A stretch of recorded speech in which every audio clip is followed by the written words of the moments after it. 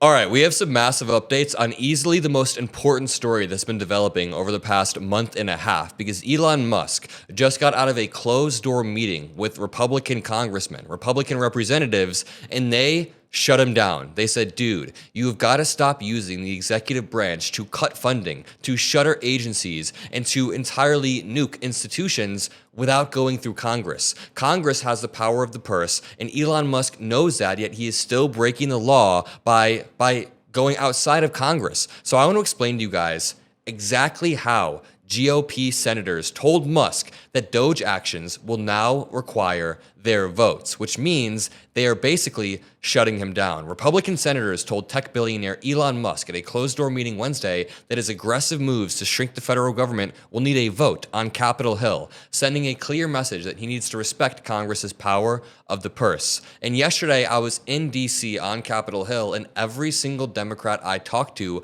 I asked about the power of the purse. I would say, can you explain this to me? Like, I'm 5 years old. Imagine I don't know anything.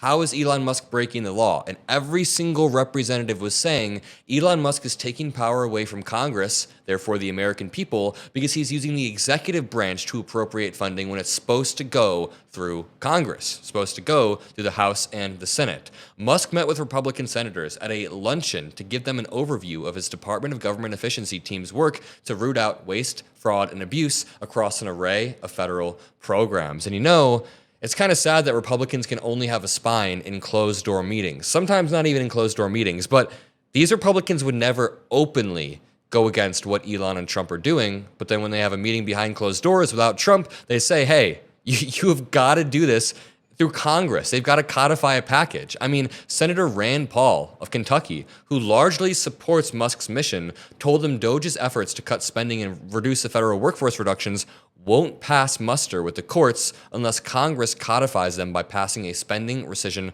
package. I mean, check out me talking to Representative Moskowitz about this very thing.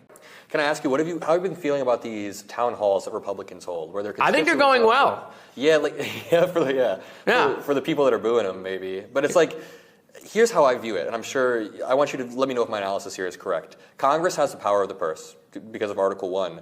So when constituents see their representatives cede power to Elon Musk, to the executive branch, he's cutting fraud, waste, and abuse through extra legal means. Doesn't that cede power from the actual constituents? 100%. Yeah. 100%. And look, the Republicans now have this line. It's paid Democratic actors. Right? By the way, we hear that every time there's a mass shooting. Oh, it's paid actors. No, these are their constituents. Okay, and even if they are Democrats, they're still your constituents, right? Like I have Republican constituents just because I'm a Democrat. I got to listen to them. And so, look, these town halls have not been going well. So you know what we do when town halls are not going well? We hide. We hide, run, and duck, and don't come out of your house. Don't meet with people. Don't meet with your constituents. No more town halls. The American people are going to catch them on that. They're not going to get away with that either. I think if you're watching the poll, and the American people know what's going on. They know that what Elon is trying to do and what Trump is trying to do with some of these tariffs also is they're trying to figure out how to pay for these tax cuts for billionaires.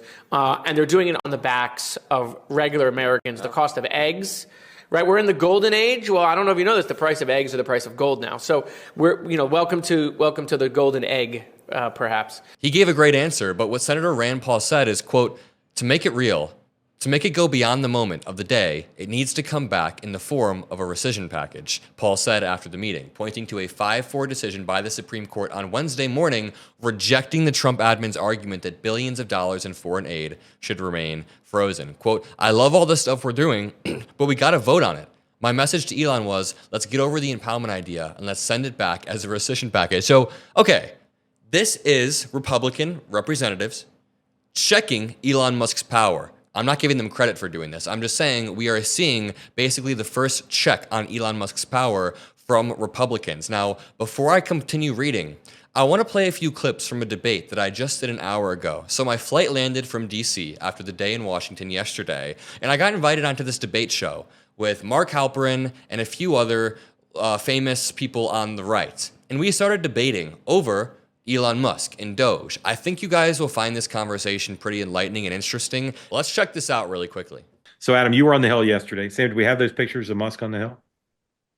Maybe not. You were on the Hill yesterday, as was I, and I know you talked to folks about Doge. Adam, what did you find amongst members of Congress and their teams, how they're feeling about Doge currently? Okay, so a few things. I talked to a lot of Democratic representatives, and they said that they think that Elon Musk and Donald Trump are taking power away from Congress. And it seems like constituents in red districts feel the same way. Have you guys seen those town hall videos? Yeah. Yeah, so Yeah. it feels like when Elon Musk and Donald Trump are trying to make cuts via the executive branch, they are subverting the power of the purse, which is laid out in Article 1 of the Constitution. At the same time, they were complaining that Elon Musk is doing this in an incredibly reckless way. Every single Democrat that I talked to said they want the government to be more efficient as well. They want the government to be more efficient, but you can't just fire nuclear stockpile workers. Did you see the nuclear stockpile story, or can I explain that? I saw it, but explain it to others. Yeah, I mean, they fired a team of nuclear stockpile workers. 24 hours later, they realized these were uniquely qualified, highly specialized people who maintain our stockpiles. So they said, okay, we'll hire them back. But these people were locked out of their federal emails, so there was a multiple day delay. And it's like, this is efficiency. This is the opposite of efficiency. This is a breakneck speed. And I get what Elon Musk is trying to do. On a surface level, when he says the government should be more efficient, I agree, the Democrats agree, but when you look at how he's doing it in this weird, sketchy way where he says he has oversight, but his external oversight is a Doge account that he runs and selectively tweets from, we've seen multiple errors in the way that he'll say $8 billion just got cut here. It turned out to be $8 million. You guys saw that, right? Yeah, we did. All right. So, Adam, technically, the name of this program is Two-Way Tonight with Mark Halperin featuring Alex Castellanos. So I turn you over to Alex for a question about Doge or whatever Alex would like to ask Alex. Well, I don't know Adam, and I look forward to getting more familiar with his YouTube channel. I admire your youthful enthusiasm and passion. I used to share it, and your idealism. When I look at some of the things you're saying, when you've got a cancer, you cut it out, and you sometimes have to take a little extra tissue. I think the Doge effort is dealing with a serious situation. And we've sent a lot of doctors with scalpels to try to deal with this before. When you say the Democrats all agree we ought to do something about it, and we'd love government to be more efficient, but actually, one of the reasons we have the government we have now, inefficient, wasteful, gorging on the taxpayer that we do, is because they've not done so. And when we've sent Mitt Romney's or tried to send Mitt Romney's and other nice guys to do something about this, they've just they've been chewed up. So I admire your idealism. My concern is that Doge isn't moving fast enough. It isn't breaking enough, moving fast and breaking things enough. Republicans are saying, look, we got to cut this thing down to size because the best government is bottom up, is trying to let people live their own lives. Donald Trump has the courage to violate those principles now and then, but at least he has some. What are the principles? What do you think the alternative is? The alternative is that we follow the Constitution. When Article 1 says that Congress has the ability to allocate and appropriate funds, we allow Congress to do that. And we allow, do you think there's a reality where Elon Musk could be doing this with more oversight, any amount of oversight? It kind of feels like he's saying they want to do it transparently. You asked me. Wait, hold on. I think you meant it rhetorically, but. Well, okay. Again, my limited abilities here. I think anything that you impose the standard oversight on is handing the ball to the other team, because it's not Democrat, it's not Republican, it's the establishment that cannot govern. What do they govern in our world today? They can't govern our economy. They can't govern education. They can't govern foreign policy. They can't govern healthcare. They govern nothing, but they have this gigantic government that is devouring the country. And so, Can I push back? Yeah, do you please do. address Please do. that? I mean, you say they govern nothing, but I feel like I can't remember the exact quote, but there's a quote that's like, someday democracy will have people feeling so comfortable in their day-to-day lives that they look for things to find discomfort with. And I'm not saying, I don't know your life story. I'm not saying you're comfortable, but I think in America. Oh, he's comfortable. He's comfortable. I'm He's just on saying, a boat. I think The in man America. is sitting on a boat right now.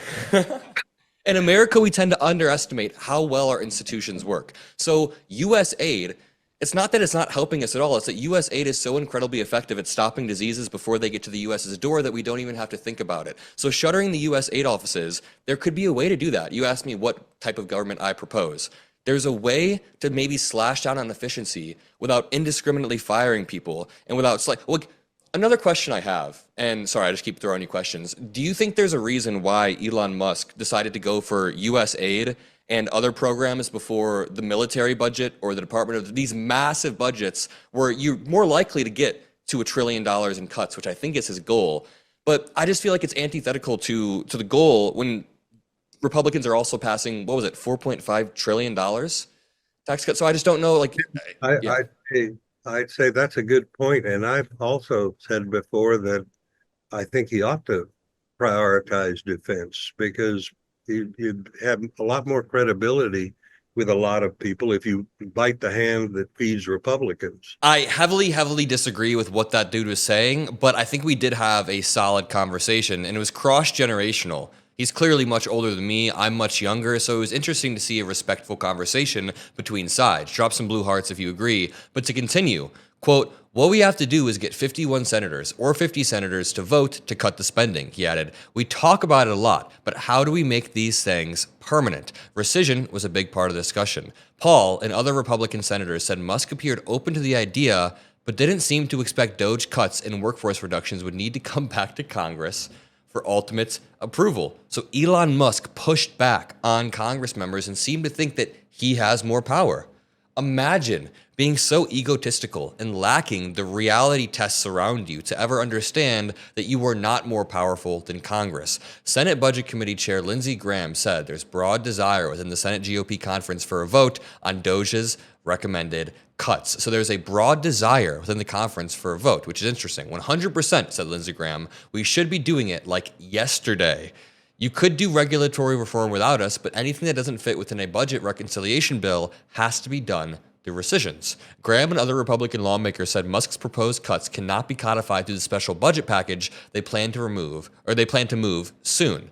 So, GOP lawmakers say Musk's failure to brief them in advance about impending cuts and freezes or to respond to their questions and concerns reflected his belief that he thought the admin could largely bypass them by simply impounding funds lawfully appropriated by Congress. And where were you, Republicans, for the past 6 weeks? Republican representatives have ceded all of this power and ground to Elon Musk and even canceled town halls so they don't have to be held accountable. And now behind closed doors, they're checking Elon Musk. I mean, I'm not going to complain that they are, but they should have done this a while back. Musk, for example, revealed on Wednesday he wasn't aware that Congress could pass a rescission package through the Senate with a simple majority vote, rather than the 60-vote threshold usually needed to pass controversial bills. Musk is not aware of the fundamentals of our government. At least one Republican senator at Wednesday's meeting said there needed to be better communication with Musk and his team and wanted to know what else Doge is planning. Many Republican senators have complained publicly and privately about being blindsided by Musk's proposed funding freezes and reductions in workforce. And this is where we're veering into oligarchy territory, because right now Elon Musk is trying to gain more power than Congress. Congress is checking him. The courts are trying to check Elon Musk and Donald Trump. So we're going to see how this all plays out. But if you appreciate my videos, all that I ask is that you drop a like, subscribe, and I'll see you in the next one. Peace out.